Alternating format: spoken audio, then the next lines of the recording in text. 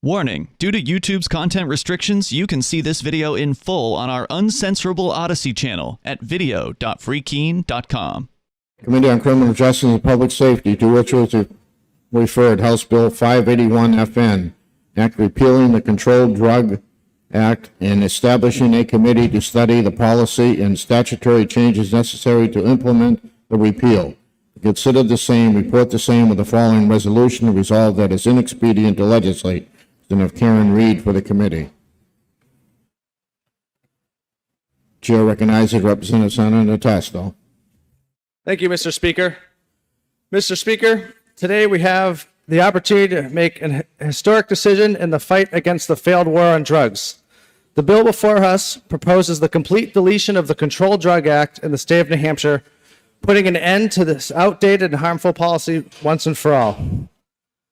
The bill represents the end of the war on drugs in New Hampshire, and we have a chance to make a real difference in the lives of our citizens. The Controlled Drug Act has been in place for decades, and what has it achieved? We've seen increased rates of incarceration, addiction, and drug-related violence. It's time to acknowledge that this policy has failed and move on to a more effective approach.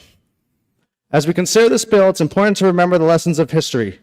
The parallels between alcohol prohibition and the war on drugs are striking. Both policies were created with the best of intentions, but ultimately proved to be ineffective and caused more harm than good.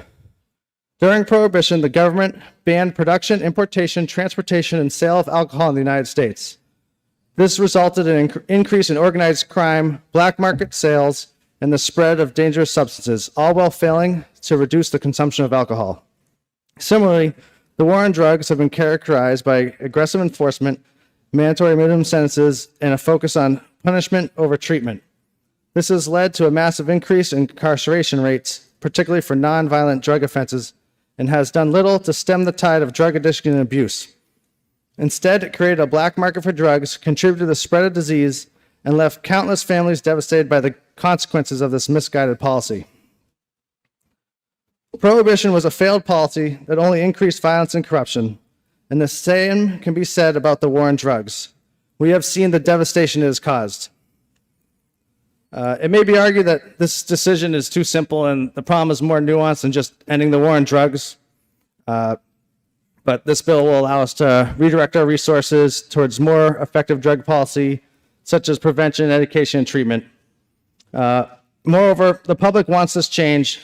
Polls show that 83% of Americans want to end the war on drugs. And so it's time to listen to our constituents and make this a reality. And we have the power to make a difference in the lives of our citizens.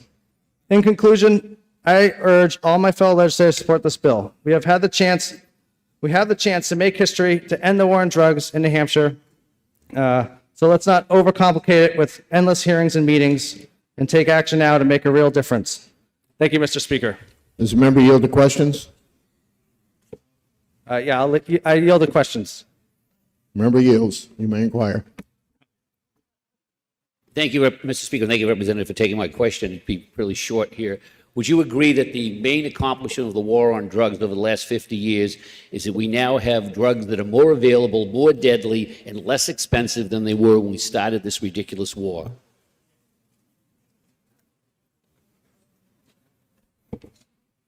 Yes, I agree, and I would add that the war on drugs has actually increased the potency of drugs than they otherwise would be. Thank you. Chair recognizes Representative Wheeler.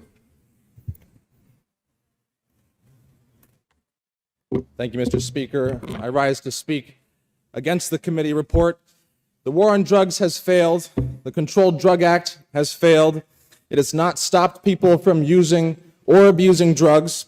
It doesn't keep drugs out of the hands of our children or stop people from overdosing. It does criminalize working class people without the means to litigate this in court. It does leave people mistrusting our law enforcement and other institutions.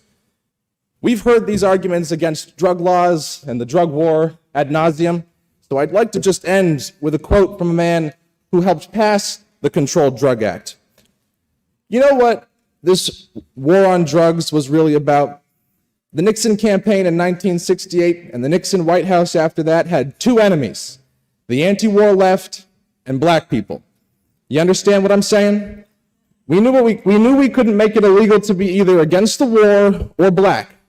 but by getting the public to associate hippies with marijuana and blacks with heroin, and then criminalizing both heavily, we could disrupt those communities.